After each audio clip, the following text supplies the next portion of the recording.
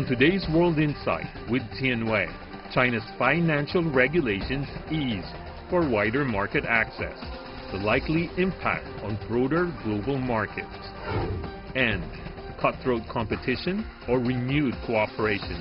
A history scholar makes heads or tails of the complicated China-U.S. relation. And so, in the absence of intention, in the absence of ability, I think America is perhaps overestimating China.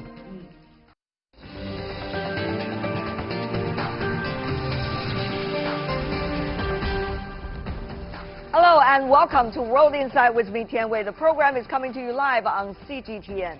Chinese Vice Premier Liu He is in Washington for the 11th round of trade talks with the United States. Upon his arrival on Thursday, Liu said raising tariffs was not the way to fix disputes. With the escalating protectionism of the U.S., as China believes, China decided to do more for opening up, with 12 brand new measures to open up local financial markets. The changes range from completely lifting ownership caps to scrapping asset requirements for foreign financial institutions. Before our discussion with our panelists, here's a closer look at these new measures. A dozen new rules soon to be released. Equity caps will be lifted for both domestic and overseas banks. And the government is canceling several asset requirements. Foreign insurance companies will no longer have to get 30 years of experience and $200 million in assets to be able to do business in China. Overseas financial institutions will be allowed to invest in foreign insurance companies in China. Foreign insurers will be able to set up business branches in the country as well. Foreign banks will be allowed to provide receipts and payment services for businesses in China. Some rules are being eased for both Chinese and foreign investors. The government will no longer limit the number of Chinese shareholders in joint venture banks. Foreign financial institutions and Chinese private holding banks will be encouraged to cooperate on banking and insurance businesses. The government will also widen market access for both domestic and overseas consumer finance companies. Currently, foreign banks only account for 1.6% of China's banking sector, while 6.4% of the country's insurance business belongs to overseas investors. While China's equity market has seen significant net capital inflow, overseas investors held more than 1.68 trillion yuan's worth of Chinese domestic stocks by the end of the first quarter. That's an increase of above 30% in just 3 months. It's also the biggest quarterly rise in 6 years. Analysts expect the more open Chinese capital markets to attract more foreign investors. While China has so far opened doors for global firms, the new efforts will change the competitive landscape.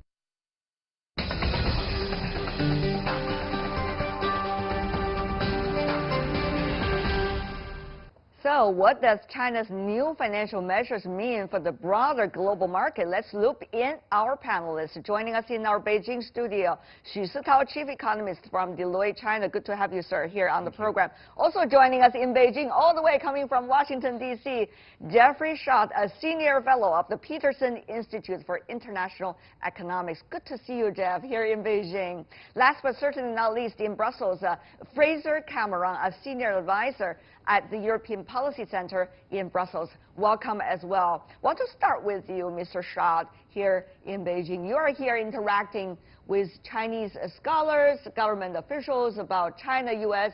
But, you know, the question to you is, what do you make of a series of new measures in China's financial market opening up? How will they be able to help China to achieve its reform goals? Mr. Schott. Well, what we've seen in the past year is the United States and China taking actions against each other that hurt our competitiveness and hurt our economic growth.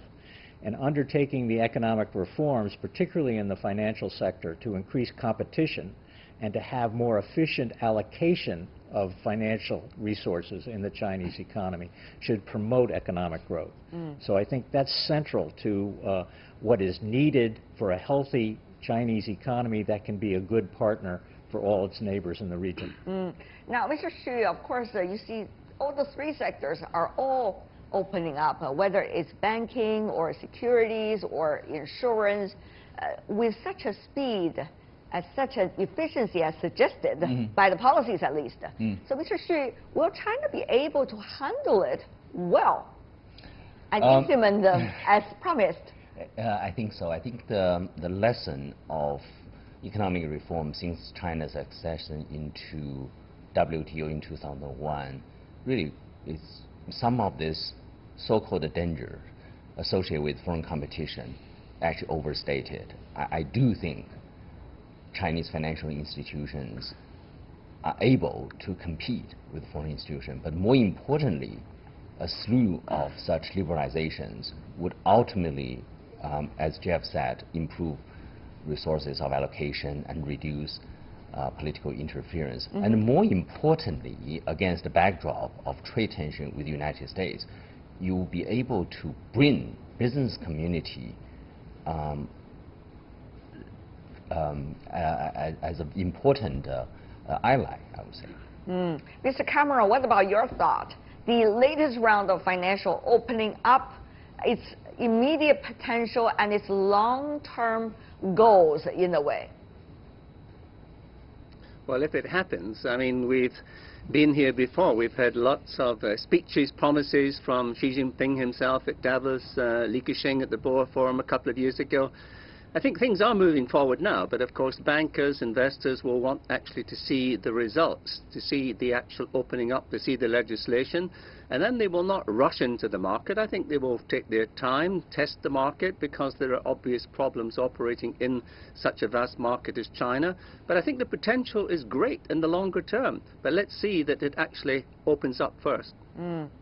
Of course, with the latest trade talks between China and the United States, a lot of people have been looking at what two sides are doing at the same time besides the trade talk itself.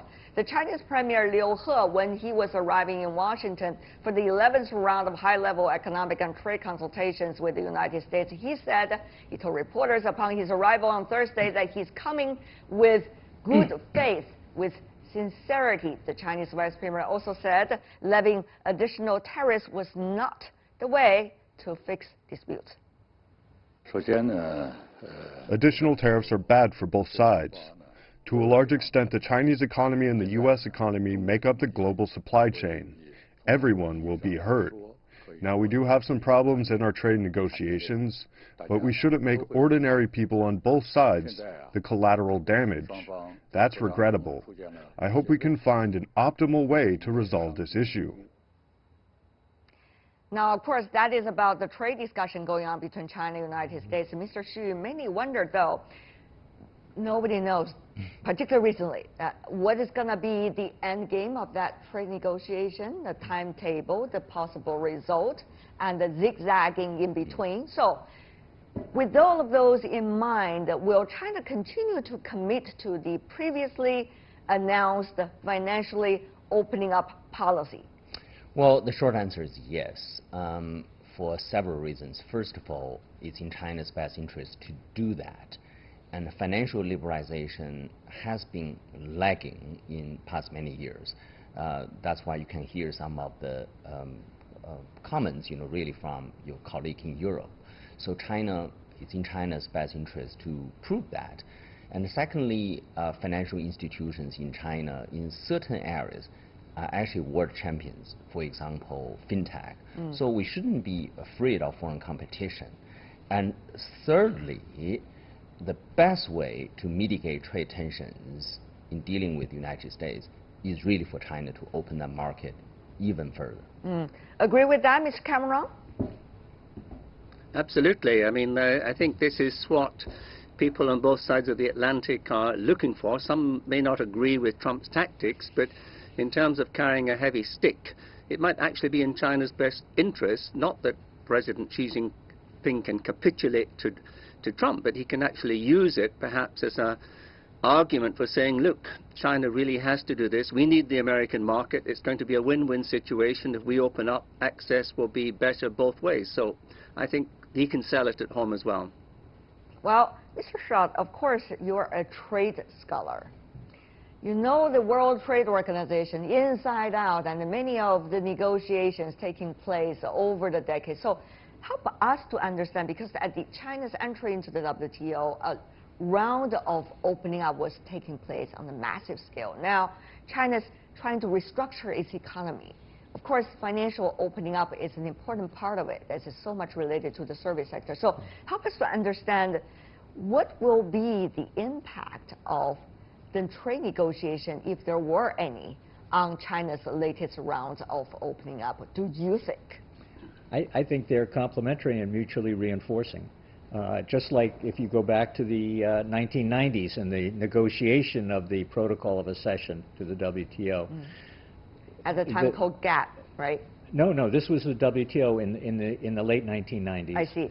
And a lot of the debate in China was about how far to push economic reform that would be needed to meet WTO requirements.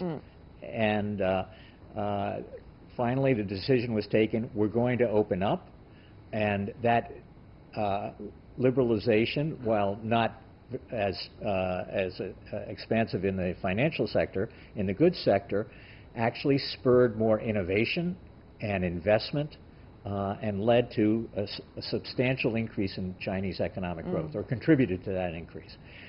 Now, there hasn't been enough investment in the WTO by China and by other major trading countries since that time. There have been very few results out of the WTO.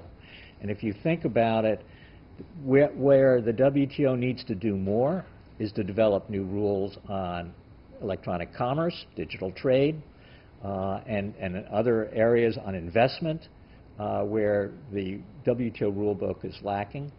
And their investment by China and other countries in new rules that will support the opening, I think, could be very constructive and serve the dual purpose that you were talking about. But Mr. Xu, of course, Chinese economy, the whole scale of it is very different from the very first time when it was opening up, or the time when it was trying to enter into the WTO. So one could argue any mistake, for God's sake, we're not making any mistake, but any mistake would mean devastating result, because if you look at the scale.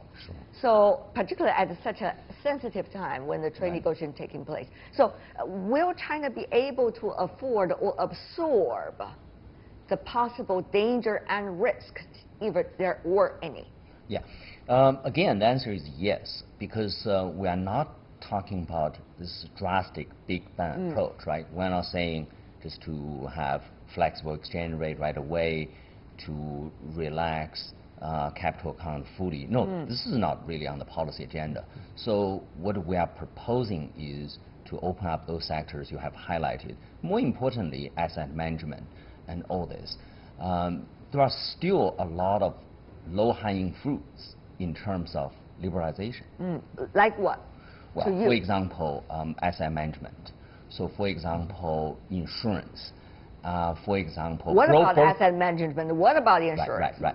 So I think right now people may still argue, and there are still certain barriers, right? Administrative hurdles. Again, just to echo the colleague in Europe, and he's quite he's slightly skeptical. I sort of have sympathy to that sentiment. But what kind of asset management opening up that you are talking about? What kind of specific measures are you referring to? That's what I guess our viewers will be interested in. So I think, for example, certain JV requirement can be eased even further, and I think the jurisdiction, some restrictions in certain regions can be phased out, for example, and license requirement, again, all these things. On the other hand, Mr. Shah, national treatment as in one of those very important categories of the announcement regarding financial opening up have been, in a way, granted to foreign investors that are coming into the financial sector. Now, of course, there is a process of implementing it, and there is a process of back and forth of the two sides working together to smooth up the process. So how shall we understand the possibility of that under this very difficult and challenging circumstance of the trade talks? Well, you could say it would encourage all sides to work in a more efficient way, but at the same time, the latter was creating a bit of ill atmosphere, to say the least. Yes, and it has led a lot of firms to take precautionary actions, redundant investments outside of China in case of a more permanent disruption to supply chains. So there's been a lot of waste and a lot of deadweight loss in terms of the actions of companies in response to the trade war and the measures taken by the United States and China. We have to begin to get back to normal and to have a little more confidence in the, or what I would call policy predictability. There have been too many policy shocks in the past year that have come out by tweet and whatever that can disrupt trade and investment strategies. And there will have to be more regular actions by the governments in terms of their overall policy. And then, importantly, regulatory agencies have to show that they are not putting their thumb on the scales. And even though there's national treatment and domestic and foreign firms are supposed to be treated alike, when you get into a back room, sometimes there are regulatory requirements that are administered differently. And there needs to be proof and evidence that there is that goodwill and a track record of non-discrimination. I see. Mr. Cameron, though, with the latest development, it's very unlikely that you're going to have a very peaceful, very uplifting experience, at least for the next few days, weeks, who knows how long. So in that regard, how can we imagine the opening up process and also the smooth discussions about the opening up process regarding the experiences of individual companies? There seems to be a much bigger picture that is vague, and whether much effort or energy is still left for people to really concentrate on the details of policies is really a big question. I think one of the problems is that much of the business financial community in the US has, to some extent, lost confidence in China at the moment, and therefore you have to win that back.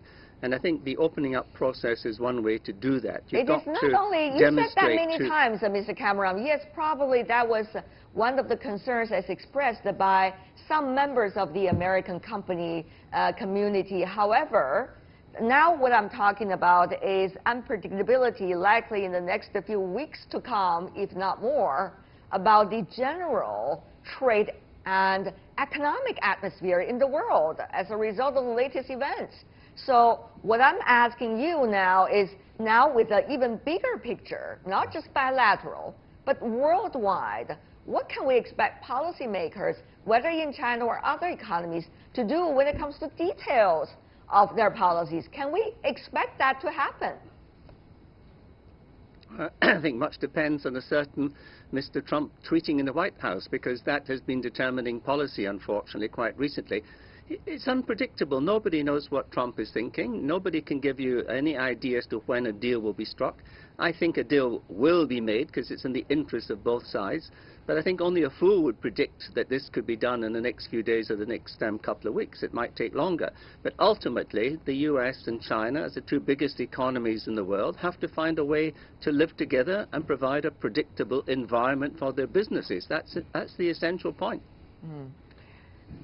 Now, may I go to you, Sitao, about that, Mr. Xu? What can people, business community particularly, in the financial sector, whether policymakers or individual companies that have been working very hard to come up with these policies, provide advice to these policies, and expect maybe some kinds of results as a result of the implementation of these policies, do in the next few weeks, if not months, as predicted by Mr. Cameron? It is very difficult for major companies' decision-making on major investment. You need visibility of 5 to 7 years. So we do need to have some clarity from the trade talk the next few days. I think that's really just given. Now, Mr. Shaw, you travel to China quite often. You talk to some of the key thinkers and decision makers in this country. As you may know, over the past 5 years, the growing momentum of the economy really is coming from domestic consumption of the Chinese market. So given that as an important backdrop and the unpredictability that we're having right now in the world as a result of trade discussions and other things related to it, how would you expect the Chinese policymakers to function? Well, think about it. The economy is very much more about domestic consumption. You think about it, there's so much unpredictability from outside the Chinese economy. Of course, it's a global economy that we're talking about still.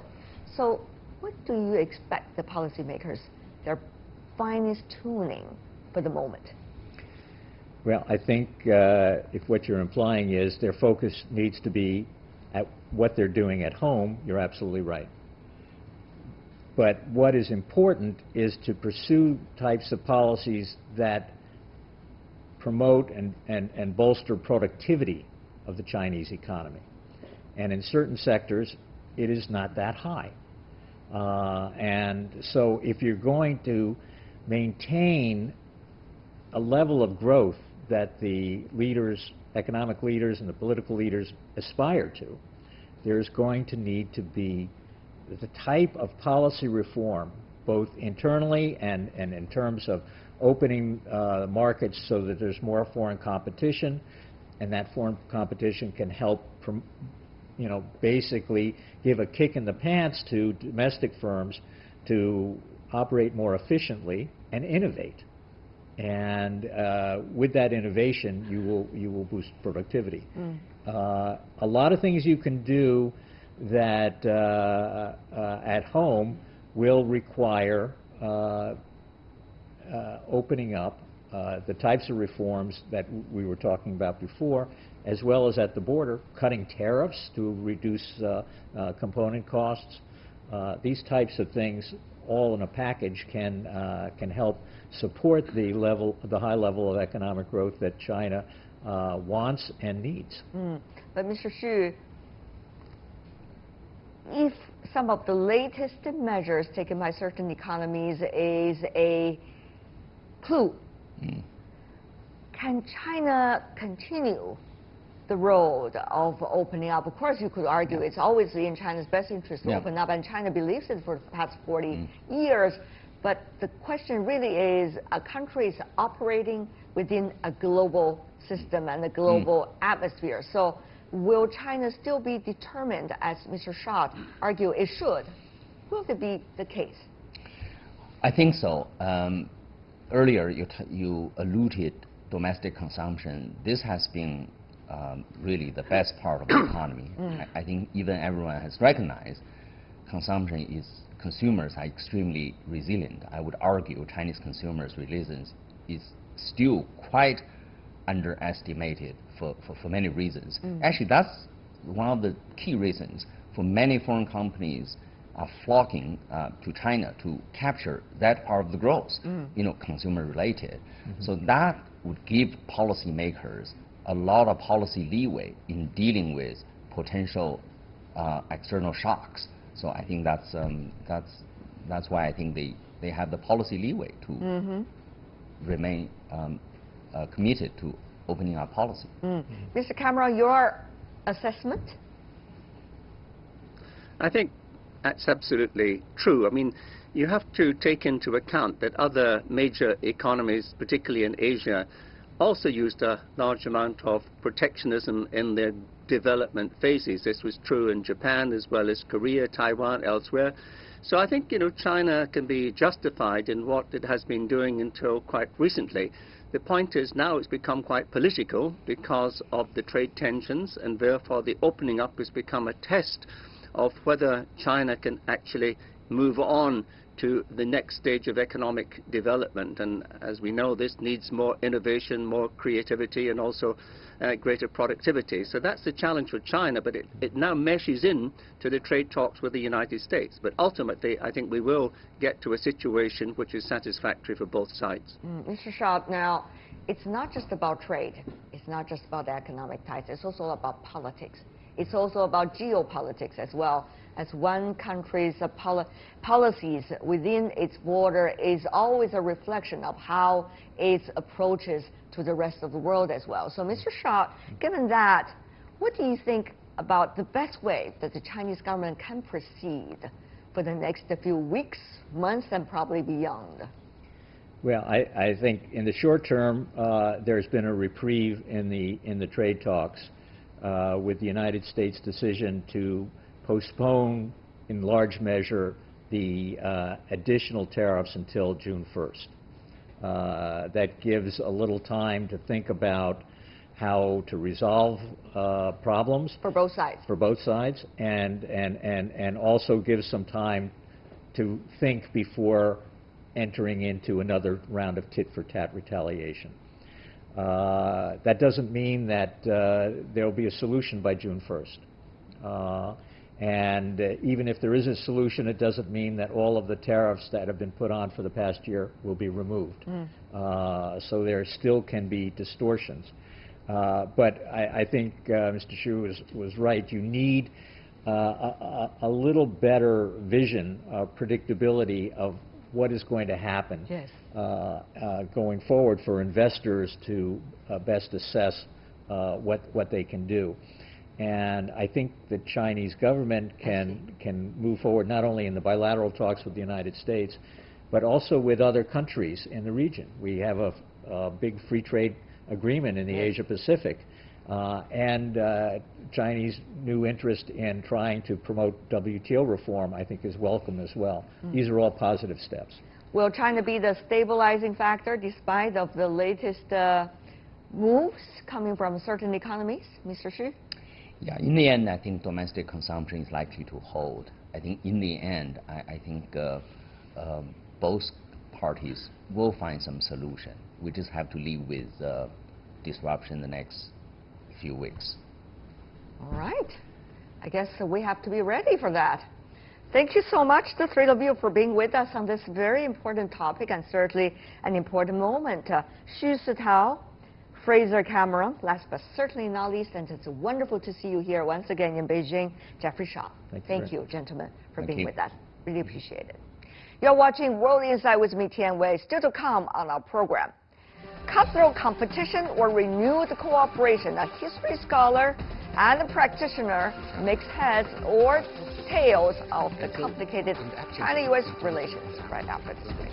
I think America is...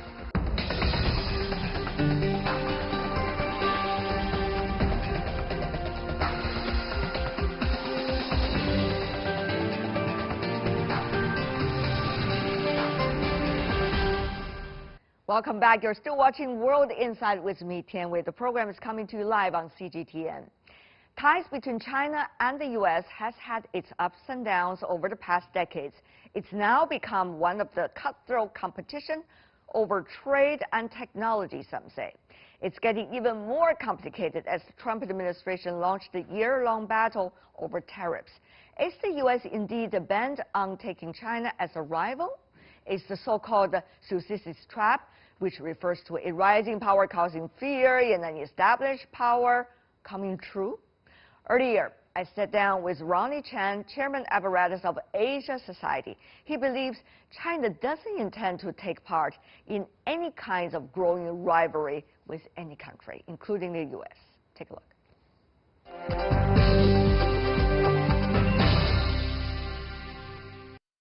How do you see the transformation that the U.S. has experienced over the past decade or two that it has led to where it is today?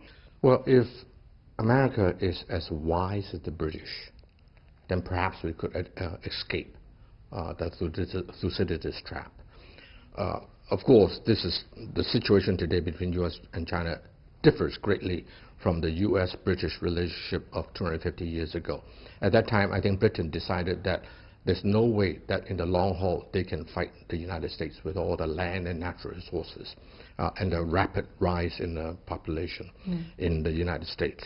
So Britain basically gave up after they lost the American Revolution War. So there's no Thucydides trap at that time. But today, America has made a decision that China is a threat, and hence we have to fight it. Now, the question is that China's intention to challenge the United States? My personal answer is no. Number two, will China be able to challenge the United States? I also doubt. And so in the absence of intention, in the absence of ability, I think America is perhaps overestimating China. Why would you say China does not have the intention to challenge the United States? And why would you say it does not have the capabilities yet to challenge the United States? The two strong points you just mentioned. Well, first of all, you look at China's history. China has always been a big country, just by virtue of its size, population, land mass. It's going to be very important.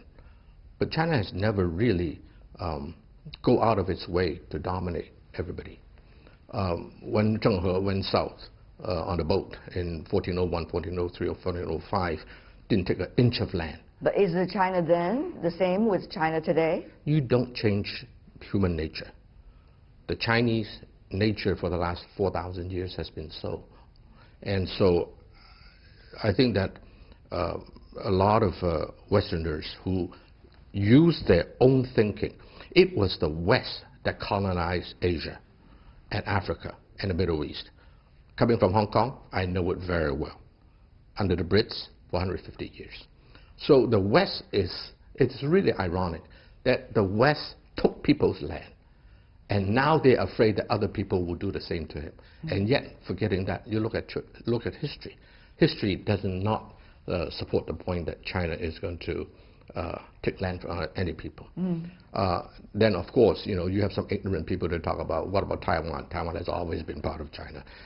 People talk about Tibet. Well, Tibet is really where the great game was played out in the 19th century, and it has strategic importance. So anyway, so for all those reasons, I think that intention-wise, America should work with China. What about capability-wise? Capability-wise, I think that whereas China has improved a lot in the last couple of decades, but take, for example, the university education. Academic rigor is still very, very weak in China. So they are able to do something when they focus very much on a particular field, maybe quantum physics or 5G or whatever. But I think the overall capability of China, scientifically speaking, is still way behind that of the United States. So why is the U.S., do you think, is looking at the things, on a very general basis and think about China as a rival? Does the U.S. necessarily need a rival in order to be able to sharpen its own capabilities? I think there is no doubt some ideological dimension to it. They just always, especially after the fall of the Berlin Wall, they have won. They have defeated Soviet Union. And so the triumphalism is tremendous. And yet they cannot accept that another system that is not quite the same as theirs should rise and become so influential in the world. And so I think that the West has to learn to accept that there are other systems, other people with different history, different background, different civilization, different culture, and you have to accept them. If you don't, you're going to have a problem. At a recent conference, you said that the West, quote-unquote, should accept the fact that there is a rising Asia. It might be a very hard fact to be accepted. So what can the other side, for example, Asia, China included, do? Well, let me turn the question around. What can America do first? America can work with Asia, can work with China. But what if they didn't want to? Well, then too bad. China has no choice. You are forcing China to take its own course. Do you have any influence on China when that is the case? For example, when China wanted to develop its space program, I was told they went to NASA, and NASA said, go home. So today, China has to develop their own system. They now have a GPS system called Beidou, right? So does America have any influence on it? The answer is no. If they had said yes to the Chinese when they approached NASA, as I was told, that will make them friends, and America would have some influence. Take another example, the gravitational train.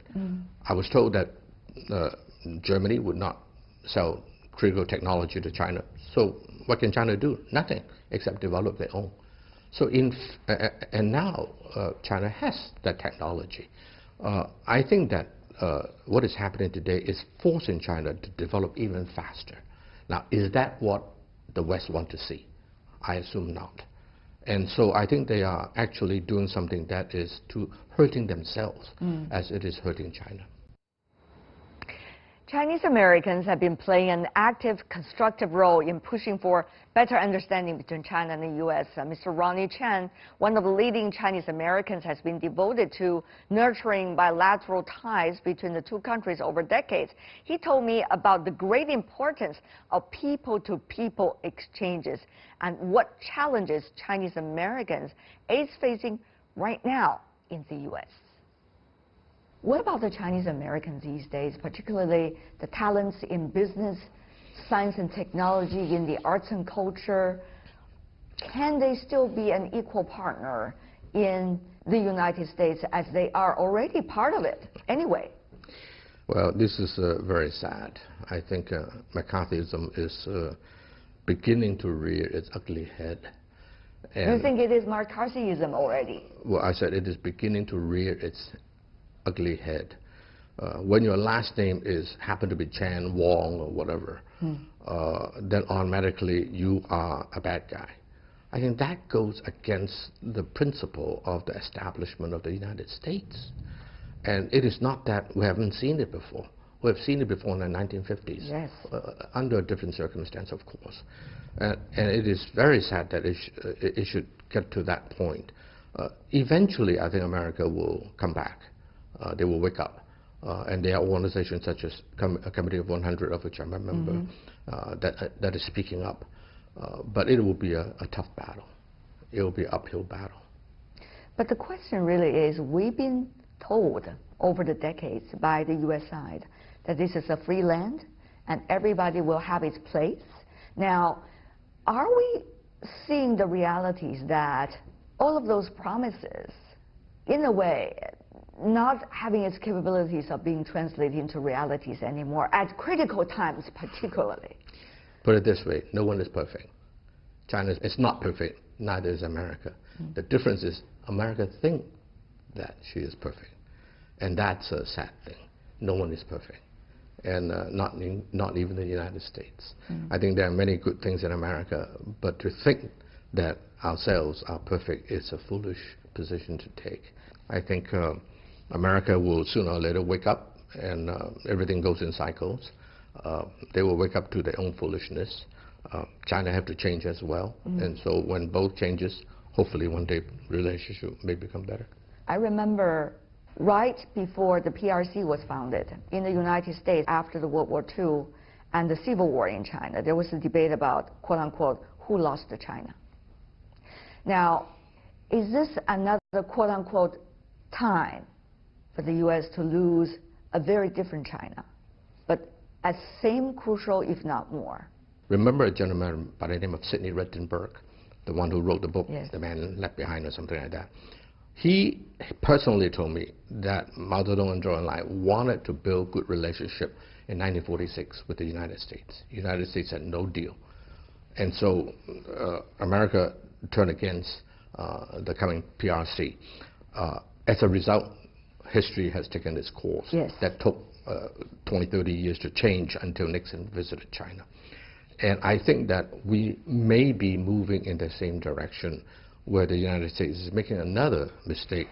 And, you know, it takes two to tango.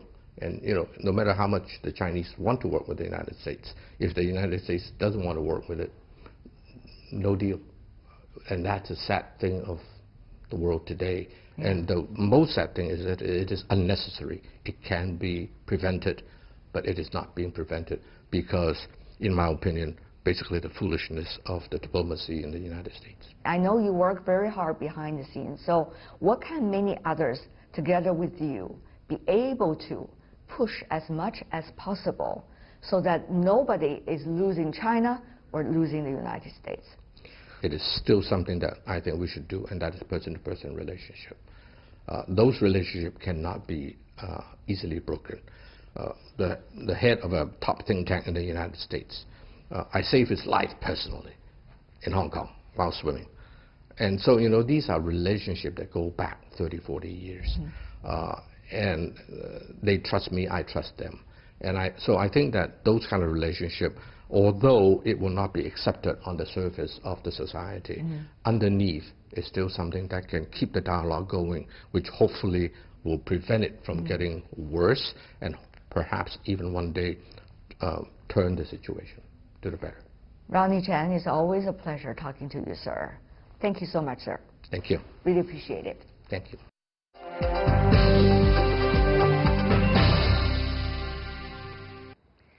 And that is all the time we have for today. If you'd like to see more, try to find us World Insight, CGTN into your search engine, or check out our YouTube channel. You can also follow us on Twitter, Facebook, and Sina Weibo. From me, Tian Wei, and everyone on the World Insight team, thanks for watching, and tune in again next time for more insights across China and around the world. The weekend is upon us. Have a good one, everyone. Bye for now.